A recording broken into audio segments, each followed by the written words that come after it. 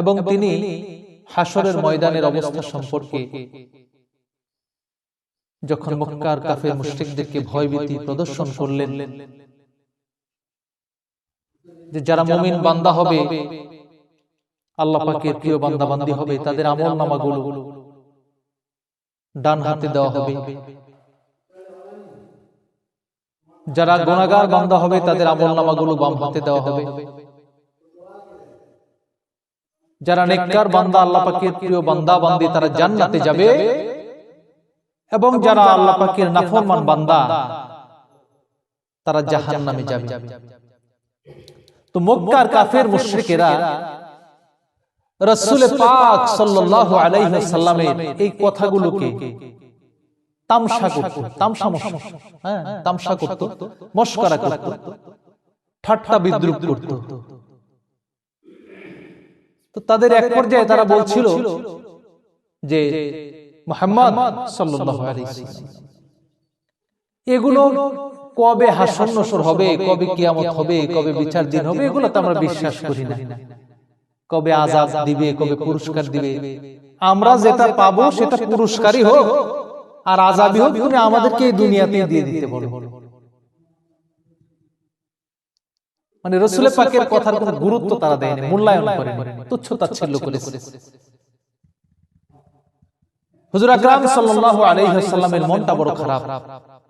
নবীজির মন যেখানেই দুনিয়াতে কাফের মুশরিকদের কথায় বা মুনাফিকদের আচরণের কারণে খারাপ হয়েছে, আল্লাহ পাক রব্বুল আলামিন সেইখানেই তার হাবিবকে সান্ত্বনা দিয়েছেন, বলি সুবহানাল্লাহ। তো মক্কার কাফের মুশরিকদের কথায় যখন নবীজির মন খারাপ হলো, আল্লাহ পাক রব্বুল আলামিন তার হাবিবকে সান্ত্বনা দিলেন, ডাক দিলেন।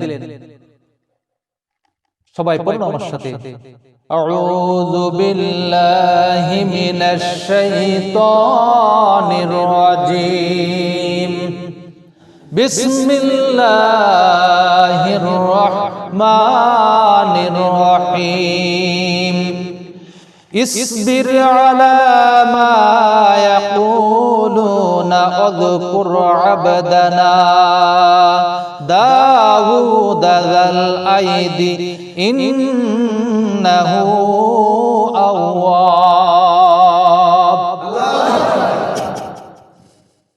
আল্লাহ পাক ডাক দিয়ে বলেন, ও আমার হাবিব, ও বন্ধু, মক্কার কাফের মুশরিকদের কথায় আপনি মন খারাপ করবেন না, কষ্ট নেবেন না, আপনি ধৈর্য ধারণ করুন। তারা যে সমস্ত কথাবার্তাগুলো বলে, এই কথা শোনার পরে আমি জানি আপনার মনের মধ্যে কষ্ট লাগে। বন্ধু আমার, আপনি ধৈর্য ধরুন। তারা এই ধরনের কথা নতুন বলে না, ইতিপূর্বেও তারা যত নবী রাসূল আমি প্রেরণ করেছি তাদের সঙ্গে এই ধরনের উল্টা পাল্টা কথা বলেছে। আমার হাবিব, আমি একজন পয়গম্বরের কথা বলি, আপনি শুনুন। আবদানা দাউদ যাল আইদি মা ইয়াকুলুনা ওয়াযকুর আবদানা ওয়াযকুর আবদানা, আপনি আমার বান্দা দাউদের কথা স্মরণ করুন, যে ছিল অত্যন্ত বিচক্ষণ, শক্তিশালী, অত্যন্ত বিচক্ষণ ছিল, শক্তিশালী ছিল। সেই দাউদের কথা আপনি মনে করুন, আপনার মনের দুঃখটা লাঘব হবে, কষ্টটা লাঘব হবে। ইন্নাহু আওয়াব, আমার নবী দাউদ ছিল অত্যন্ত আল্লাহর অভিমুখী, আমি আল্লাহর অভিমুখী ছিল। ভালো মন্দ সুখে দুঃখে সর্বাবস্থায় সে আমি আল্লাহর উপরে তাওয়াক্কুল করত। আল্লাহু আকবার বলেন। আমার বন্ধু, ওই দাউদ কেমন দাউদ ছিল আপনি জানেন কি? আপনি লক্ষ্য করে শুনুন, আমি দাউদের কথা বলছি। ইন্না সাখখারনাল জিবালা মাআহু ইউসাব্বিহুনা বিল আশিয়্যি ওয়াল ইশরাক। বন্ধু আমার, আমার দাউদ ছিল এমন নবী, আমি এই দাউদের জন্য সাখখারনাল জিবালা মাআহু ইউসাব্বিহনা বিল আশি ওয়াল ইশরাক। এই দাউদ, আমার পয়গম্বর দাউদ যখন আমার প্রশংসা করত, আমার গুণগান করত, কখন গুণগান করত? বিল আশি ওয়াল ইশরাক, যখন আমার তাসবিহ পাঠ করত ঈশার সময় এবং ইশরাকের সময়। সুবহানাল্লাহ বলি। আশিকি বলতে জোহর থেকে পরের দিন সকাল পর্যন্ত সময়কে বোঝানো হয়। আর ইশরাক বলতে সূর্যোদয়ের পরে যখন সূর্যের আলোটা চতুর্দিকে ছড়িয়ে পড়ে, সূর্যের বিকিরণ যখন ছড়িয়ে পড়ে, এই সময়টাকে বলা হয় ইশরাক। আল্লাহ পাক বলেন, বন্ধু আমার দাউদ যখন সকাল সন্ধ্যায় আমার তাসবিহ পাঠ করত, আমার গুণগান করত, পাহাড়কে আমি তার অনুগত করে দিয়েছিলাম। ওই পাহাড় আমার নবী দাউদের সঙ্গে আমার তাসবিহ পাঠ করত। বলুন সুবহানাল্লাহ।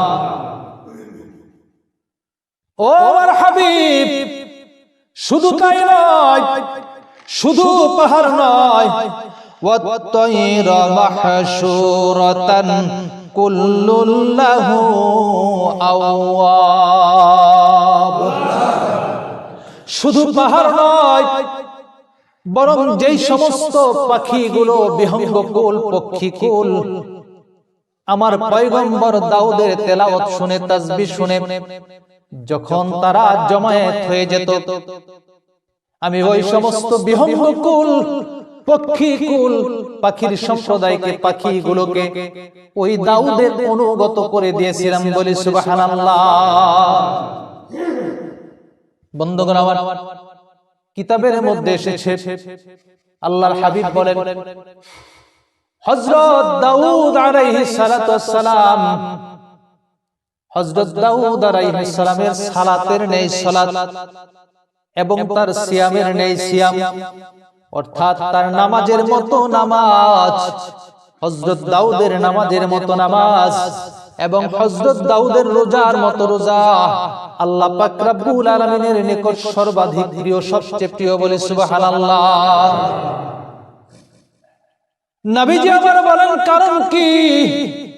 আল্লাহ পাক রব্বুল আলামিনের কাছে হযরত দাউদের নামাজ, রোজা কেন এত বেশি পছন্দ হলো? কারণটা কি? নবীজি আমার ব্যাখ্যা দিলেন, হযরত দাউদ তিনি ছিলেন খাটো রঙের, খাটো একজন মানুষ, বেটে মানুষ।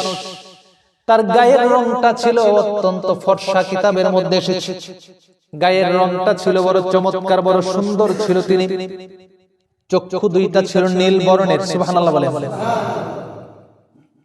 তার শক্তি, সাহস অত্যন্ত বেশি ছিল। নবীজি আমার বলেন, হযরত দাউদ আলাইহিস সালাম রাতের অর্ধেক অংশ, প্রথম অংশ তিনি ঘুমিয়ে পড়তেন। সুবহানাল্লাহ বলেন। রাতের অর্ধেক অংশ তিনি ঘুমিয়ে পড়তেন, তারপরে এক তৃতীয়াংশ তিনি সালাত আদায় করতেন, নামাজ পড়তেন। সুবহানাল্লাহ বলেন। তারপরে রাতের এক ষষ্ঠাংশ তিনি শেষ রাতে আবার একটু ঘুমাতেন। সুবহানাল্লাহ বলি। তিনি খুব পরিশ্রম করে নামাজ আদায় করতেন, সালাত আদায় করতেন। রাতের প্রথম ভাগ ঘুমিয়ে থাকতেন, মাঝরাতে উঠে ইবাদত বন্দেগী শুরু করতেন, চলতো, সালাত করতেন, নামাজ পড়তেন। নামাজ পড়তে পড়তে রাতের যখন একেবারে শেষ সময়, সামান্য একটু সময় বাকি থাকতো, তখন তিনি আবার একটু বিশ্রাম নিতেন। আল্লাহু আকবার বলেন। নবীজি আমার বলেন, ও আমার সাহাবীরা, আল্লাহর নবী দাউদ যেমন করে রাত জেগে জেগে জেগে জেগে কষ্ট করে সালাত আদায় করেছে,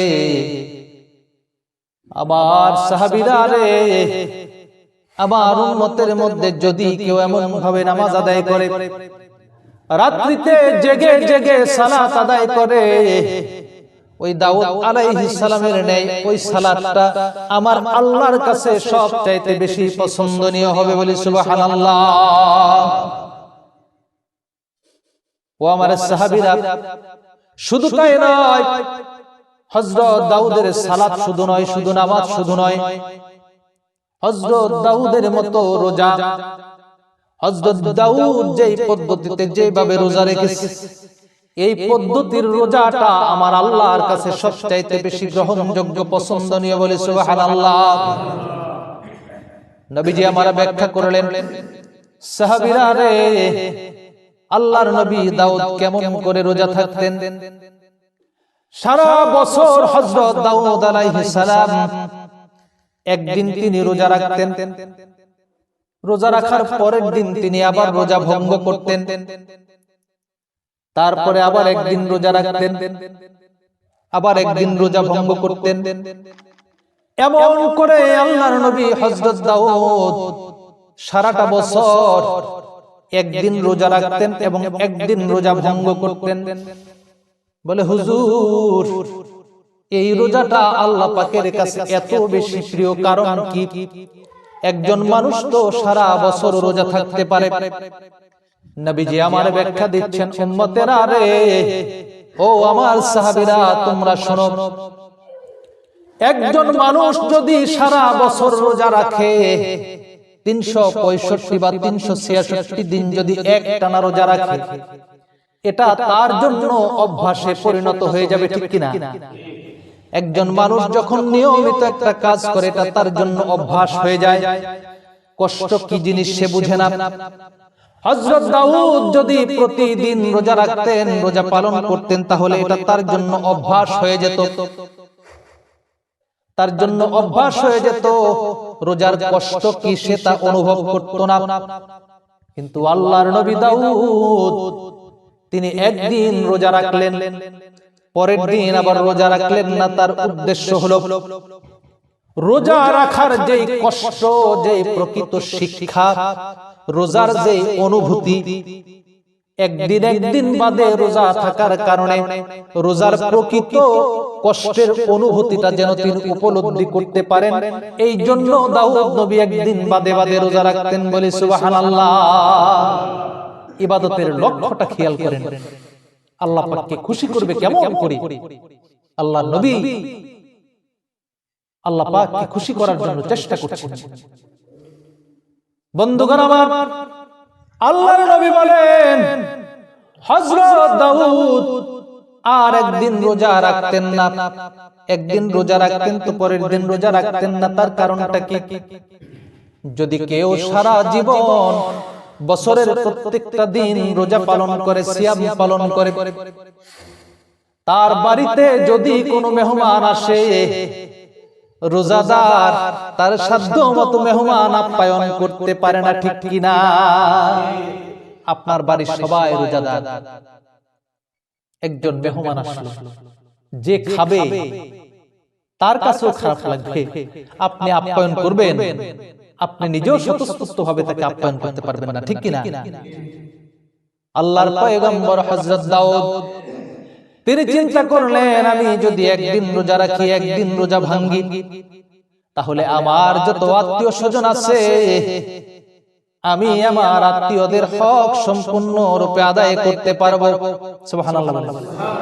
আত্মীয়দের হক আদায় করার প্রয়োজন আছে না নাই? আত্মীয়দের হক আদায় করার প্রয়োজন আছে। বন্ধুগণ আমার, শুধু তাই নয়, নবীজি আমার হযরত দাউদ আলাইহিস সালাম সম্পর্কে আরো বলেন, হযরত দাউদ আল্লাহকে সন্তুষ্ট করার জন্য এই পদ্ধতিতে নামাজ রোজা করেছেন।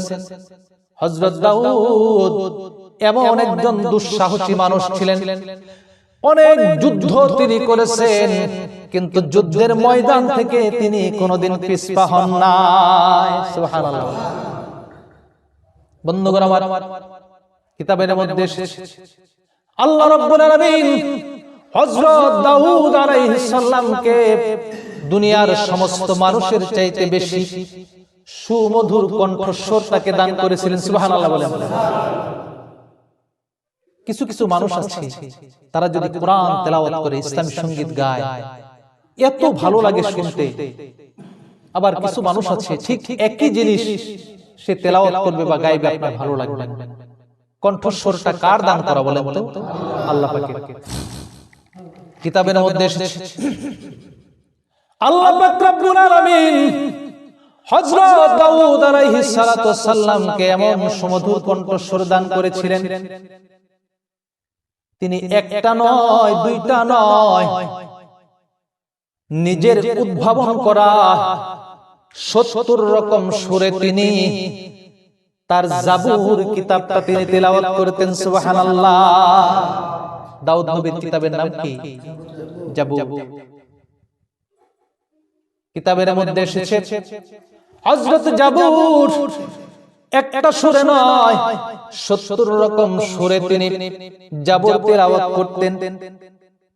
তিনি এত মধুর কণ্ঠে জাবুর তেলাওয়াত করতেন, তার মতো মধুর কণ্ঠ পৃথিবীতে অন্য কোন বনি আদমের নাই। সুবহানাল্লাহ বলি। এমন মধুর কণ্ঠে তিনি জাবুর কিতাব তেলাওয়াত করতেন। তিনি যখন তেলাওয়াত করতে শুরু করতেন, জিন ইনসান, জিন এবং মানুষ, জীব জন্তু, পশু পাখি, পাহাড়ের কথা তো আল্লাহ পাক বলেছেন, পাখির কথাও বলেছেন, জীব জন্তু পশু পাখি, সাগরের মাছ, এমনকি সাগরের পানির তরঙ্গ ঢেউ পর্যন্ত হযরত জাবুরের তেলাওয়াতের মূর্ছনায় থেমে যেত। বলি সুবহানাল্লাহ। তিনি যখন তেলাওয়াত করতে শুরু করতেন, জিন এবং মানুষ, জীব জন্তু যারা সেখানে উপস্থিত থাকতো, পশু পাখি যারা উপস্থিত থাকতো, তারা তার সুরের মূর্ছনায় নাচতে শুরু করতো। আল্লাহু আকবার বলেন। এমন তরঙ্গ তার তেলাওয়াতের মধ্যে, এমন সুরের মূর্ছনা শুরু হয়ে যেত, এমন সুরের তরঙ্গ শুরু হয়ে যেত, জীব জন্তু পশু পাখিগুলো, নদীর মাছগুলো পর্যন্ত তাদের আহারের কথা ভুলে যেত। যে যেখানে দাঁড়িয়ে থাকতো সেখানেই থাকতো, দুনিয়ার কোনো কথা তাদের মনে থাকতো না, মাতালের মতো হয়ে যেত। এমন কিছু মেডিসিন আছে দেখবেন রাস্তাঘাটে কিছু ভদ্রলোক আছে, ভদ্রলোক আছে বাসের মধ্যে আপনার ওই অজ্ঞান করে, অজ্ঞান পার্টি বলে তাদেরকে, বলে না, ওই ভদ্রলোক, ওদেরকে ভদ্রলোক বলি। ওই ভদ্রলোকেরা এমন কিছু মেডিসিন বাসের যাত্রীদের নাকের সামনে ধরে, সাথে সাথে অজ্ঞান হয়ে যায়, মাতাল হয়ে যায়, তাকিয়ে থাকে কিন্তু কিছু বুঝে না, কথা বলতে পারে না। আপনি ভাবছেন সে দেখছে, সে তাকিয়ে আছে ঠিক, কিন্তু তার মধ্যে কোনো অনুভূতি নাই, অনুভূতিলেস, কিছু বুঝে না, অ্যাবনরমালের মতো হয়ে যায়, অস্বাভাবিক হয়ে যায়। বন্ধুগণ আমার, হযরত দাউদ তার মধুর কণ্ঠে যখন জাবুর কিতাব তেলাওয়াত করতেন, যে যে অবস্থার মধ্যে থাকতো, আকাশের মধ্যে পাখিরা উঠতেছে, হযরত দাউদ যখন জাবুর কিতাব তেলাওয়াত শুরু করতেন, পাখিরা ওই অবস্থায় থেকে যেত, উড়েও না, নড়েও না, চড়েও না, কিছু করে না, হ্যাং হয়ে যায়। আল্লাহু আকবার বলেন। স্থির হয়ে যায়, অস্বাভাবিক হয়ে যায়, সুরের মূর্ছনায় পাগলের মতো হয়ে যায়। এমন সুর আল্লাহ পাক রব্বুল আলামিন হযরত দাউদকে দান করেছিলেন। সমুদ্রের পানি, পানির প্রবাহ চলতেছে, পানি চলে যাচ্ছে, বেগবান পানি। হযরত দাউদ যখন তার মধুর কণ্ঠে জাবুর কিতাব তেলাওয়াত করতেন, এই মধুর তেলাওয়াত শুনে সাগরের পানি তার চলাচল বন্ধ করে দিত। আল্লাহু আকবার বলেন। সাগরের ঢেউ যেখানে ছিল ওইখানেই থাকতো। আল্লাহু আকবার বলেন। এমন পয়গম্বর হযরত দাউদ ছিল। আল্লাহ পাক রব্বুল আলামিন বলেন, বন্ধু আমার, এমন দাউদ যখন তার সম্প্রদায়কে, তার সম্প্রদায়ের কাছে দ্বীনের দাওয়াত দিত, ও আমার বন্ধু, ওই দাউদের সম্প্রদায়ের লোকজন পর্যন্ত তার প্রতি এত মুগ্ধ থাকার পরেও তাকে কষ্ট দিত, তাদের কথার দ্বারা তাকে কষ্ট দিত। বলি আল্লাহু আকবার। বন্ধুগণ আমার, হযরত দাউদ শুধু তাই নয়, হযরত দাউদের হাসরের ময়দানে কেমন মর্যাদা হবে, আল্লাহ পাক ডাক দিয়ে বলবে, ও আমার নবী দাউদ, দুনিয়ার জমিনের মধ্যে তোমাকে আমি মধুর কণ্ঠ দান করেছিলাম, মধুর কণ্ঠে তুমি জাবুর কিতাব তেলাওয়াত করতে। তোমার তেলাওয়াত শুনে জিন ইনসান পশু পাখি জীবজন্তু সবকিছু অ্যাবনরমালের মতো হয়ে যেত, অস্বাভাবিক হয়ে যেত, পাগল হয়ে যেত। তোমার সুরে সুরে তারাও জাবুর কিতাব তেলাওয়াত করত, তারাও আমার তাসবিহ পাঠ করত, তারাও প্রশংসা করত। সকাল সন্ধ্যায় তুমি যখন তোমার মধুর কণ্ঠে আমার প্রশংসা করতে, ঠিক সেই সময় পাহাড়গুলোকে তোমার অনুগত করে দিয়েছিলাম। পাহাড়গুলো এবং পৃথিবীর পাখিকুল পাখিগুলো তোমার মধুর কণ্ঠের সুরের সঙ্গে মিলিয়ে তারাও আমি আল্লাহর তাসবিহ পাঠ করত। সুবহানাল্লাহ। ও দাউদ, ওই মধুর কণ্ঠটা দিয়ে আজকে হাসরের ময়দানে তুমি আমার প্রশংসা করো বলে সুবহানাল্লাহ। হযরত দাউদ এবারে ডাক দিয়ে বলবে, রব্বুল আলামিন, দুনিয়া জমিনের মধ্যে আপনি আমার যে মধুর কণ্ঠ সুর দান করেছিলেন, আপনি তো তা আমার কাছ থেকে উঠিয়ে নিয়েছেন। আজকে আমি কেমন করে সেই কণ্ঠ সুর দিয়ে আপনার গুণগান করব, আপনার প্রশংসা করব। আল্লাহ পাক রব্বুল আলামিন হাসরের ময়দানের মধ্যে হযরত দাউদকে ডাক দিয়ে বলবে, রে দাউদ, তোমাকে আজকে আমি দুনিয়ার জমিনের মধ্যে যে মধুর কণ্ঠস্বরটা দিয়েছিলাম, সেই মধুর কণ্ঠস্বরটা আজকে দিলাম। সেই মধুর সুর দিয়ে তুমি আজকে আবারও আমি আল্লাহর প্রশংসা করো বলে সুবহানাল্লাহ। হযরত দাউদ তার মধুর কণ্ঠে হাসরের ময়দানে আল্লাহ পাকের হামদ পাঠ করবে। সমস্ত জান্নাতবাসীরা হযরত দাউদের কণ্ঠে মহান মনিবের প্রশংসা শুনে বিমোহিত হয়ে যাবে বলে সুবহানাল্লাহ।